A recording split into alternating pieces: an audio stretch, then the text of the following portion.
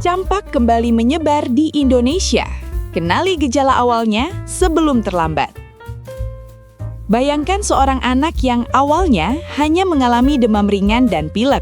Orang tuanya mengira itu hanya flu biasa. Namun beberapa hari kemudian, muncul ruam merah di wajah yang perlahan menyebar ke seluruh tubuh. Ternyata, itu bukan sekedar flu, itu adalah campak, penyakit yang sangat mudah menular dan saat ini kembali menjadi perhatian di Indonesia. Lalu sebenarnya, apa itu campak dan bagaimana cara mengenali gejalanya sejak awal?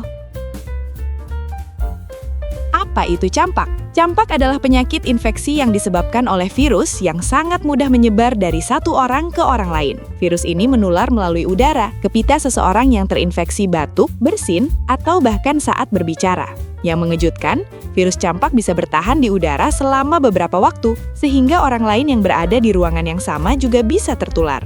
Karena itulah, campak dikenal sebagai salah satu penyakit yang tingkat penularannya sangat tinggi. Meskipun sering menyerang anak-anak, sebenarnya orang dewasa yang belum memiliki kekebalan juga bisa terkena penyakit ini. Masalahnya, gejala awal campak seringkali tidak langsung dikenali. Pada tahap pertama, penderita biasanya mengalami demam tinggi, disertai batuk, pilek, dan mata yang terlihat merah atau berair. Banyak orang mengira ini hanyalah gejala flu biasa. Namun, setelah beberapa hari, tanda khas campak mulai muncul. Ruam merah akan terlihat di kulit, biasanya dimulai dari wajah atau belakang telinga, lalu perlahan menyebar ke leher, dada, hingga ke seluruh tubuh. Ruam inilah yang menjadi salah satu ciri paling khas dari penyakit campak.